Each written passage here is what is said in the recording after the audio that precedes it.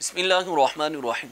ایک صحابی تھے، انہیں قرآن سے بڑی محبت تھی، اکثر قرآن پڑھا کرتے تھے۔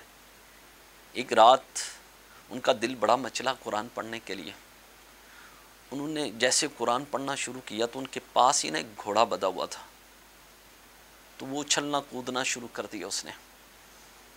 تو آپ کے بچے بھی پاس سوئے ہوئے تھے، تو آپ ڈر گئے کہیں ایسا نہ ہو کہ بچوں کو کچل نہ دے۔ آپ پھر خاموش ہو گئے۔ پھر تھوڑی دیر کے بعد پھر دل مچلا اور دل کیا کہ میں قرآن پڑھوں۔ آپ قرآن پڑھنا شروع ہوئے، پھر اونچا پڑھنا شروع ہوئے، تو پھر گھوڑے نے اسی طرح ناچنا شروع کر دیا۔ پھر ڈر گئے کہیں بچوں کو کچل نہ دے، پھر خاموش ہو گئے۔ اسی طرح 2-3 دفعہ ہوا۔ جب صبح کی اذان ہوئی تو وہ صحابی کہتے ہیں تم کیا دیکھتا ہوں کہ میرے پاس سے نا ایسی روشنیاں تھی کچھ جو میرے قریب سے نکل کر وہ آسمان کی جانب چلی گئی۔ اور صبح فجر کی نماز جب میں نے نبی کریم صلی اللہ علیہ وسلم کی بارگاہ کے اندر ادا کی نا، تو میں نے عرض کی یا رسول اللہ صلی اللہ علیہ وسلم میرے ساتھ یہ معاملہ ہوا رات کو۔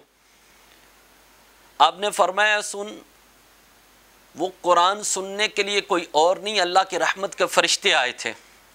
اگر تو قرآن پڑھتا رہتا تو وہ سنتے رہتے، اور صبح تک سارے صحابہ اپنی آنکھوں سے ان فرشتوں کی زیارت کر لیتے، وہ جو قرآن سننے کے لیے تیرے آئے ہوئے تھے۔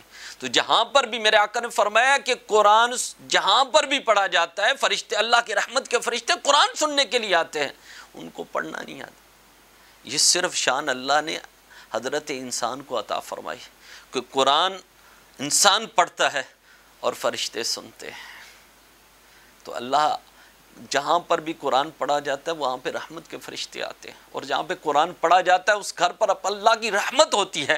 تو میں یہ سب کو کہوں گا اپنے گھروں میں قرآن کو صرف الماریوں کے اندر سنبھالنے کے لیے نہ رکھو، بلکہ کھولو اس کو پڑھنے کے لیے۔ قرآن سے محبت کرو، پھر جب تم قرآن سے محبت کرنی شروع کر دو گے اللہ تمہیں عزت عطا فرمانی شروع کر دے۔ وہ بات بڑی پیاری ہے نا، وہ معزز تھے زمانے میں مسلمان ہو کر، ہم خوار ہو رہے ہیں تارک قرآن ہو کر۔